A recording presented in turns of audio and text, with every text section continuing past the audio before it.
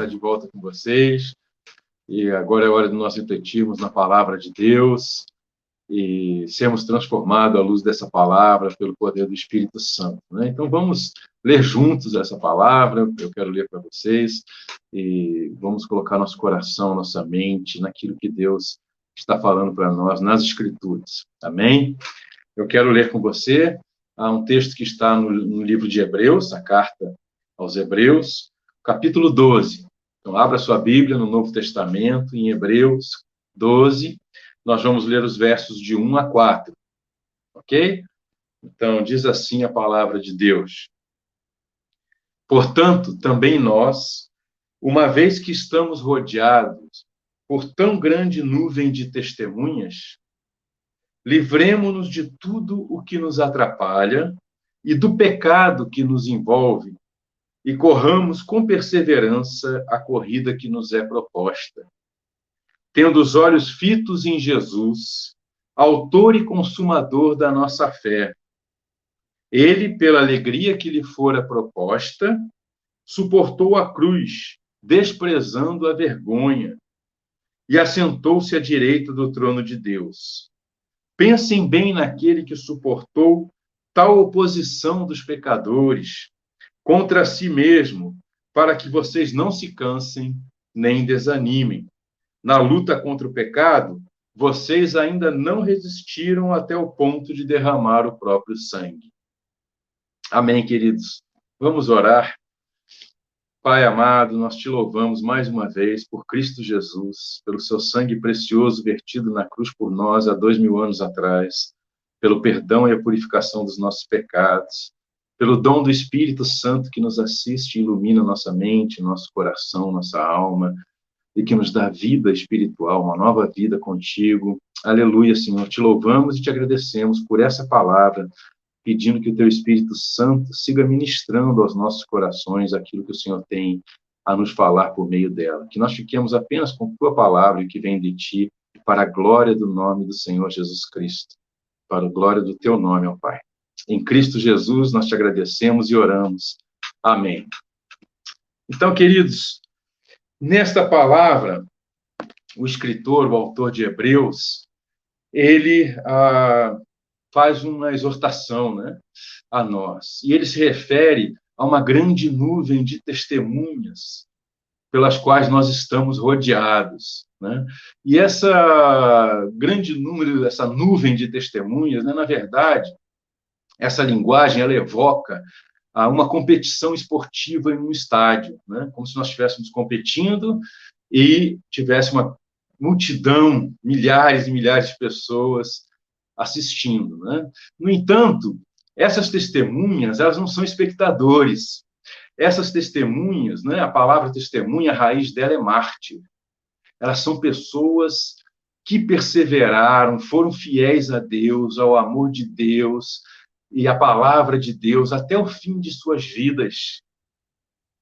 Elas são modelos e exemplos para nós, exemplos de fé. Como está descrito no capítulo anterior, capítulo 11, tão conhecido como o capítulo dos heróis da fé, né? O capítulo que é a essência da fé cristã, está logo antes desse nosso 12 aí, né? Então, essas pessoas são descritas lá, e o que elas fizeram, como elas viveram, e o que elas sofreram, a maioria se tornando mártires, né? Por causa de sua fé. E mesmo em face ao sofrimento atroz, elas perseveraram na corrida que o Senhor lhes propôs pela fé, né? E venceram, né? E venceram. Estão aguardando o prêmio da soberana vocação em Cristo Jesus, junto com o Senhor nas regiões celestiais, né? Aguardam o dia da ressurreição por meio de Jesus Cristo, né, queridos? Então, elas são testemunhas porque elas são nosso modelo, nosso exemplo, e nós somos convidados aqui a seguir, a olhar para eles e imitar a fé que eles tiveram, né? E por que isso? Porque já naquela época já existia apostasia. Já naquela época foi profetizada a grande apostasia dos fins dos tempos, dos últimos dias. Porque você sabe, os últimos dias começaram com a vinda de nosso Senhor Jesus Cristo e terminam com sua volta gloriosa, né? O último dia, né? Então, nós estamos vivendo esses últimos dias da grande apostasia, e nós estamos sendo exortados a permanecermos fiéis, olharmos para aqueles que foram fiéis até o fim, né? Perseveraram na corrida que lhes foi proposta pelo Senhor, né? E muitos hoje também se sentem tentados a desistir, né, da corrida que o Senhor Jesus nos convida a empreender, né? A essa competição, né, para o qual há um prêmio glorioso no fim de nossas vidas, né? E desistir dessa corrida, dessa vida cristã, conforme o Senhor nos vocaciona a viver, né? A corrida de amor a Deus acima de todas as coisas, a corrida de amor contínuo ao próximo, né? A corrida de amor a seus irmãos, a começar pela sua casa, a começar por sua comunidade da fé, a igreja local onde o Espírito Santo te colocou para servir a Deus com a sua vida, né? A corrida do serviço humilde e discreto a Cristo, né, na vida dos irmãos à sua volta, a corrida de buscar continuamente esse relacionamento com o Deus vivo, né, o crescimento espiritual, a comunhão com Deus, com a sua igreja, por meio da palavra, da oração, do testemunho, né, da compaixão para com os que não creem, com os necessitados, né? Então, muitos hoje em dia são tentados a desistir dessa corrida na primeira dificuldade, né? Querem pular fora da corrida, né? Pular fora do barco, como diz o ditado, né? E alguns pretendem seguir dizendo-se cristãos, contudo, sem servir na vida dos outros, sem amor, sem a obediência a Deus na sua palavra, sem uma vida de oração, sem fidelidade, sem comunhão com os outros, como se a vida cristã fosse para agradar mais a si mesmo, né, e não ao Senhor, para se sentirem bem e realizados por si mesmos, né, e não numa vida de fidelidade a Deus, né? Será que esses mártires que estão retratados no capítulo 11, os quais nós somos chamados a imitar, a olhar para eles e seguir perseverando na corrida para o qual o Senhor nos chama aqui, como eles fizeram, mesmo em meio aos sofrimentos, será que esses mártires se sentiram bem, se sentiram realizados em meio à perseguição, em meio a todo o sofrimento, em meio a torturas atrozes, em meio a martírios terríveis e bárbaros? Com certeza não, né? Então, isso acontece, esse desânimo, esse cansaço, essa vontade de desistir, essa acomodação à vida no mundo, né, como se não fosse uma vida cristã, porque muitos não veem a corrida cristã como de fato ela é, né? É uma corrida de resistência para toda a vida, uma corrida pela fé, de fidelidade, de vínculos de amor, de afeto, de serviço contínuo, onde perseverar é chave. Mas vem mais como uma corrida de fundo, né? Uma corrida de 100 metros, que você se desgasta rapidamente, você corre por um pouco, e aí dizem, já dei tudo de mim, e agora eu quero o meu prêmio, eu quero a recompensa, estou esperando o reconhecimento dos outros, a minha satisfação pessoal, uma vida boa e tranquila, aqui e agora, né?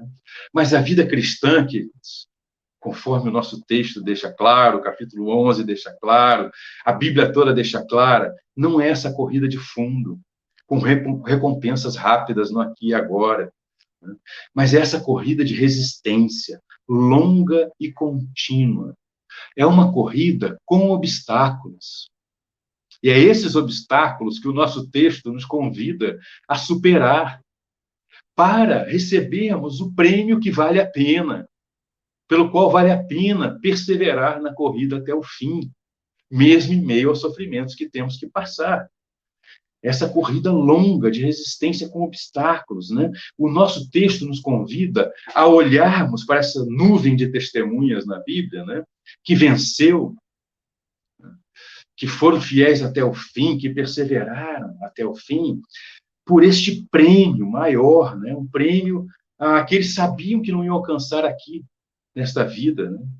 Mas sabiam que receberiam pela ressurreição dentre os mortos, no Messias, no ungido de Deus, no Cristo, que é Jesus, né? E isso por meio da fé, né?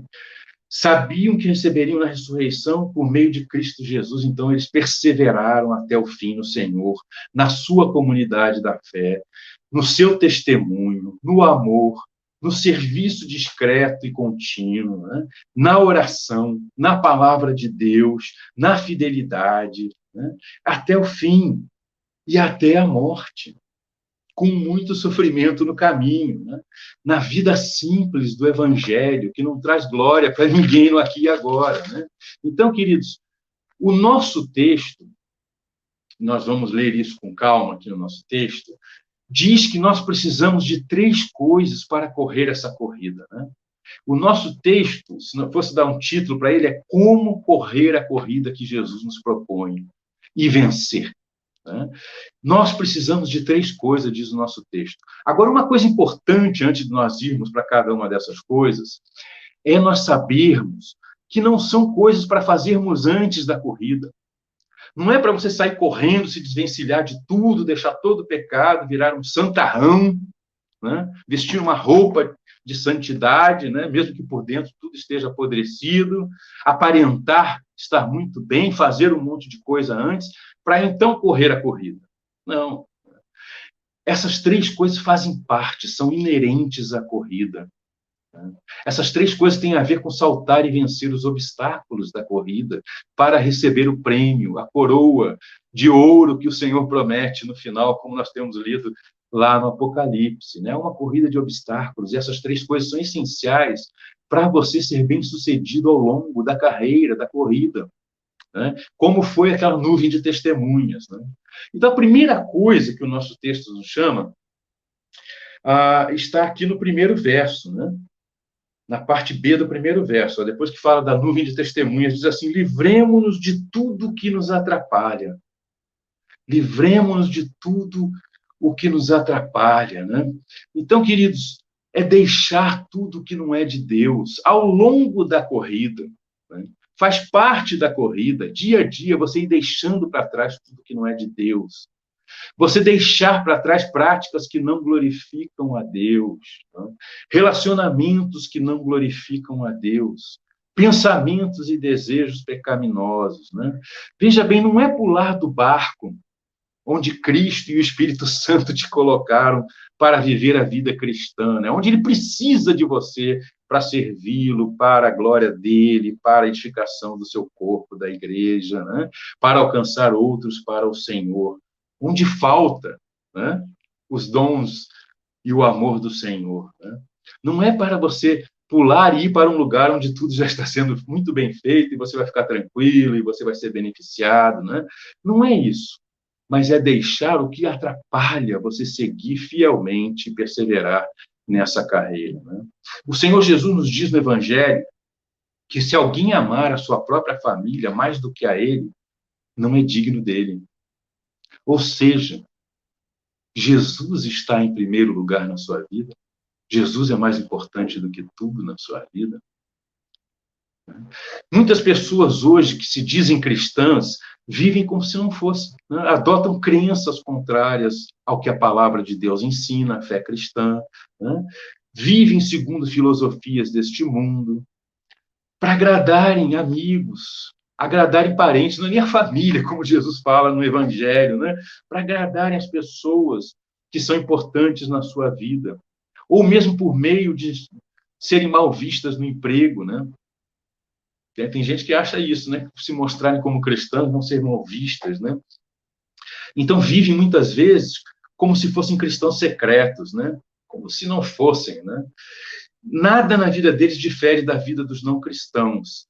E para correr a corrida que o Senhor Jesus nos propõe, queridos, nós precisamos avaliar sinceramente o que está nos impedindo de prosseguir. Com fé. Amando a Deus acima de todas as coisas, vivendo de acordo com a sua palavra, deixando aquilo que não tem a ver com a palavra de Deus e que nos atrapalha. E isso segundo a fé que ele tem nos dado, né? A graça que ele tem nos dado em Cristo Jesus e na sua palavra. Porque também é apostasia, também é desistência, né, da fé, seguir uma fé baseada em conceitos pessoais, em convicções pessoais, que não são as convicções das Escrituras. vidas, né? Uma prática particular, não bíblica, com intenções particulares, né? Isso não é se manter fiel ao ensino de Cristo, né? Então, a primeira coisa que ele nos convida é deixar tudo que nos atrapalha, né? A segunda coisa é deixar o pecado que nos assedia, o pecado que nos envolve, né? Nos livrar do pecado que nos assedia, que isso é parte essencial da vida cristã. Isso não é para você fazer antes da vida cristã, antes de começar a corrida com Cristo. Isso você vai precisar fazer ao longo de toda a vida, porque você é um pecador. Você não era um pecador. Você continua sendo um pecador redimido pelo sangue de Jesus, em quem habita o Espírito Santo de Deus. Você foi regenerado, você tem uma nova vida, mas a carne luta contra o Espírito. A sua inclinação para ofender e viver uma vida que desagrada a Deus luta contra essa nova vida, uma vida que glorifica a Deus no seu coração. E a verdade é que, então, nos livrar dos pecados que nos assediam é algo que nós precisamos fazer ao longo da carreira, são obstáculos contra o qual nós precisamos enfrentar a cada dia, né? Cada um sabe exatamente qual o pecado que o assedia. Você conhece aquilo que está te assediando para te levar para longe da vontade de Deus na sua vida e para ofender a Deus e viver uma vida que não agrada a Deus, né? E eventualmente te leva a tropeçar e a querer desistir da corrida, a desanimar, a cansar. Como eu já falei, a Bíblia nos adverte da grande apostasia dos últimos dias, né? E muitos se afastam da vida cristã comum, a qual o Senhor Jesus nos chama, junto com todos os outros irmãos em Cristo, né? Por causa do pecado, por causa do seu orgulho, por causa de vaidades, por causa de invejas, né? Nós não nos alegramos com a alegria e o sucesso do outro, né? Nós nos ressentimos, nos amarguramos. Nós, ao invés de chorarmos com a tristeza do outro, nós falamos, bem feito, né? Ele mereceu, né? Nossas invejas, né? Isso é terrível, né? Nossa amargura, nosso ressentimento, a Bíblia chama isso de pecado. A Bíblia não diz que isso é por causa do pecado do outro, a Bíblia diz que esse é seu pecado. Sua amargura e seu ressentimento é um pecado seu, do qual você precisa se livrar para continuar seguindo na corrida e ser vitorioso, né? Iras, ódios, brigas, né? A Bíblia chama isso de obras da carne, não de fruto do Espírito, né? Dissensões, falta de moderação e equilíbrio em qualquer área da sua vida, né? Isso é tão comum hoje em dia, né? Imoralidades de toda sorte, ofensas, né? De parte a parte, sem tratar. A Bíblia chama isso de pecado, quando você não age positivamente para tratar alguma coisa que está errada nos seus relacionamentos, você está em pecado, né? Sem o devido perdão, a base do amor de Deus na nossa vida, né? Porque Ele nos perdoou todos os nossos pecados, né? Então, a Bíblia nos chama a deixar isso para trás, a resolver, nos livrar disso. E como que um cristão se livra disso? Não é negando, não é colocando a culpa na serpente, nem em Eva, como Adão fez, né? A culpa é sempre do outro, a culpa é sempre do meu irmão, né? A culpa é sempre de Abel, não é de Caim, né? A culpa é sempre do outro. Mas é admitindo humildemente o meu próprio pecado. É tendo um coração quebrantado e contrito diante de Deus. Esse é o sacrifício com que Deus se agrada, diz o profeta. Um coração contrito, né? Um espírito quebrantado, né? Então, queridos, é nos arrependendo, mudando a nossa forma de ver essas coisas, odiando essas coisas, né? O pecado que nos assedia, e mudando, né, desse pecado para a direção do que Deus quer para a nossa vida, né? Reconciliação, perdão, né? Amor, paz, santidade, né? Como diz o nosso texto, um pouco mais à frente, no verso 14, vai dizer assim: esforcem-se para viver em paz com todos e para serem santos. Sem santidade ninguém verá o Senhor. E as pessoas não conseguem ler esse verso no seu contexto. O contexto é que o Senhor está nos dizendo que também é falta de santidade, também é pecado não fazer todo o esforço possível para viver em paz com os outros. Mas viver sendo um encrenqueiro, arrumando confusão com seus irmãos em Cristo, a quem ele chama para amar até o ponto de dar sua própria vida por eles. Também não é ser santo não fazer todo o esforço possível para viver em paz, se arrepender dos seus pecados, da sua amargura, do seu ressentimento, confessar isso a Deus e humildemente deixar isso, se reconciliar e amar novamente. Isso também é pecado, né? Que nos assedia, né? Então, queridos, muitos vivem uma vida dupla e hipócrita e seguem se dizendo cristãos sem se arrepender, sem romper com o pecado, sem buscar reconciliação com Deus, sem confessar ao Senhor, sem deixar, né? E sem se reconciliar com aqueles a quem é devido, né? Ou seja, não se livram ao longo da corrida dos seus próprios pecados e tropeçam nos obstáculos. Então, nós estamos vencendo, né? Nós estamos vendo uma vida cristã como a nuvem de testemunhas viveu, né? E nos dão testemunho disso, né? Então, queridos, muitos seguem, como eu falei, se justificando, né? A culpa é de Eva, a culpa é da serpente, a culpa é do Abel, né? É do meu irmão, nunca é minha, né? Da minha esposa, do meu marido, dos meus filhos, né? E vai embora assim, né? Queridos, não é possível seguir a corrida cristã de uma forma genuína assim, né? É preciso se arrepender, é preciso admitir com humildade, é preciso chamar pecado pelo nome, confessar, se reconciliar com Deus e com o próximo, voltar à obediência da palavra, à fidelidade, ao amor a Deus, em primeiro lugar, né? Então, queridos, nós só podemos seguir em nossa corrida com perseverança dessas duas formas, né? Deixando tudo que nos atrapalha ao longo do caminho, dia após dia, né? Superando esse obstáculo na corrida e nos livrando do pecado que nos assedia. Qual é o pecado que te assedia neste momento? Se livre dele em nome de Jesus e siga na corrida, superando mais esse obstáculo, né? E a terceira coisa que o nosso texto nos diz, está no verso 1 também, na última parte dele, né? Corramos com perseverança a corrida que nos é proposta, né? Ou seja, perseverança é a chave, não desista, né? Não desanime, né? Mas a terceira coisa está aqui no início do verso 2. Tendo os olhos fitos em Jesus, autor e consumador da nossa fé, né? Nós precisamos fixar os nossos olhos em Jesus. Por quê? Porque ele é o autor e consumador da nossa fé. Ele é o início pelo qual nós entramos na fé, né? Ele é o meio, ele é o caminho da nossa fé. E ele é o alvo, ele é a meta final.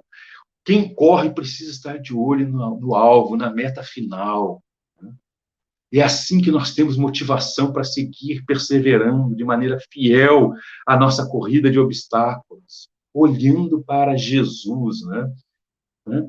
Como diz Romanos, né? Porque dele, por ele e para ele são todas as coisas, né? Então, a nossa corrida, ela é a partir de Cristo, né? De Cristo, em Cristo, porque ela é no poder de Cristo, na dependência de Cristo, né? De Cristo, em Cristo, por Cristo e até Cristo. Essa é a corrida cristã. Tem tudo a ver com Cristo. Então, nossos olhos precisam estar fixos o tempo todo em Cristo, né? Não só aquele que nos capacita a correr e a vencer os obstáculos, como ele também é nosso alvo final. Ele é a nossa maior testemunha dessa nuvem de testemunhas, né? Ele venceu a corrida de maneira perfeita, né? E nós somos chamados e ordenados a imitá-lo a cada passo da nossa corrida. Dele aprender, né? Com ele aprender, dele adquirir força e habilidade, dele depender por meio do seu Espírito Santo, mediante a fé, nele nos inspirar e ter ele como a nossa motivação primeira e última. Ele é o autor e consumador da nossa fé, ele é o alfa e o ômega, ele é o primeiro e o último. Ele é um com Deus Pai, é a ele que nós adoramos. E quando nós glorificamos a Cristo, nós estamos glorificando a Deus o Pai. Quando Filipe perguntou, Senhor, mostra-nos o Pai, Jesus virou para ele e falou, Filipe, eu estou há tanto tempo com você, estou há tanto tempo com vocês, e você ainda me pede para mostrar o Pai? Olha para mim, eu e o Pai somos um. Você quer conhecer a Deus o Pai? Deus infinito, eterno, invisível? Olhe para Jesus, que só por meio de Jesus nós podemos conhecer a Deus. Né? A expressão exata do ser de Deus, Pai, como o Flávio cantou aqui hoje, que está lá em Hebreus, capítulo 1, verso 1 a 3. Então, queridos, ele é a nossa maior testemunha. Né? Por uma causa maior, diz aqui no versículo 2, ó, olha só, tendo os olhos fitos em Jesus, autor e consumador da nossa fé, ele, pela alegria que lhe fora proposta, suportou a cruz. Por uma causa maior, né? Como o texto fala, Hebreus 11 fala daquelas testemunhas que sofreram a perseguição, sofreram torturas atrozes, sofreram um martírio terrível. O texto fala que eles perseveraram porque eles sabiam que tinha um prêmio maior, uma causa maior, que valia a pena. E Jesus, por uma causa maior, uma alegria maior. Que alegria era essa? A nossa redenção, a nossa reconciliação com Ele mesmo, com Deus. Nós, a sua criação, que estava perdida, que se separou de Deus por causa do pecado. Ele, por meio do seu sangue, da sua morte, nos reconciliou com Ele mesmo. Para a nossa redenção. Essa era a alegria maior de Jesus. Ele nos amou tanto, né, que nós não podemos nem imaginar. Né? Nossa salvação, nosso retorno à vida eterna com Deus. Né? Ele suportou a cruz por causa disso. Né? E ele nos amou dessa maneira maravilhosa que nós não sabemos nem como descrever. E nós, muitas vezes, ficamos de picuinha, porque não olhamos para isso que Jesus fez, que é maravilhoso. Que devia nos fazer deixar tudo para trás, que nos atrapalha na corrida com o Senhor. Todo o pecado que nos assedia. E seguir fielmente como essa nuvem de testemunhas. Né? Ele suportou a cruz porque nos amou. Porque a sua maior alegria era nos ver bem, salvos da ira de Deus justa, né? Salvos da morte eterna, salvos do pecado, salvos do mal, para uma vida eterna de amor com Deus, de alegria e felicidade plena. Né? Então, o que você tem suportado por amor de Cristo? No primeiro problemazinho, você bom, é ficar aqui servindo o Senhor nesse grupo, não. Né? Já está pensando em desistir? Em deixar a fidelidade a que Cristo nos propõe para seguir, seguindo seus próprios pensamentos, sua própria cabeça. Né? Queridos, o nosso texto continua dizendo que ele não fez caso da vergonha que sofreu. Morrer na cruz era uma morte para criminosos odiosos, era uma vergonha. Né? A cruz era sinal de ignomínia, né? De vergonha pura. E ele morreu sendo santo e justo, sem pecado, morreu como um pecador, miserável, né? Vergonha. Né? Ele morreu porque ele nos amou e ele se entregou voluntariamente para morrer por nós, para nos livrar do nosso pecado. Morreu a nossa morte em nosso lugar e morreu em nosso favor, morte vicária, morte substitutiva e morte vicária. Então, queridos, olhe para Jesus. É Ele quem nos vocaciona para esta corrida de resistência. É Ele que nos ordena perseverar, seguir até o fim, firmes, superando todos os obstáculos, que nos chama a viver uma vida perseverante, né? Que nos capacita a prosseguir com fé, com amor, com fidelidade a Deus e sua palavra. E ele já recebeu o seu prêmio, ele está na glória, está sentado ao lado direito de Deus Pai no trono, né? Ele é Rei dos Reis, Senhor dos Senhores, toda a autoridade foi colocada nas suas mãos. Então é a ele que nós precisamos seguir, adorar e obedecer e glorificar. Ninguém mais. Né? Não terceiros, mas é a ele. Não intermediários, mas é a ele que a Bíblia nos convida a fazer tudo isso. Né? Então, queridos, Ele ressuscitou e nos garantiu a ressurreição dentre os mortos, o nosso prêmio para viver eternamente com Deus. Né? Então, verso 3 nos chama a considerar, a pensar bem naquele que suportou tal oposição dos pecadores contra si mesmo, né?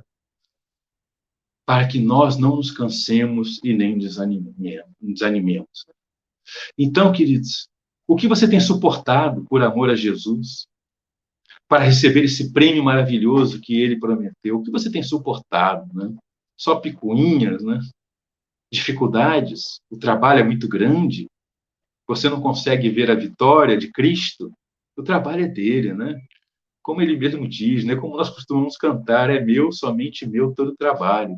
O teu trabalho é descansar em mim, pela fé, viver no meu poder, na minha capacitação, né? Então, queridos, ele, veja bem, suportou tal oposição dos pecadores. Oposição de quem você tem suportado, né?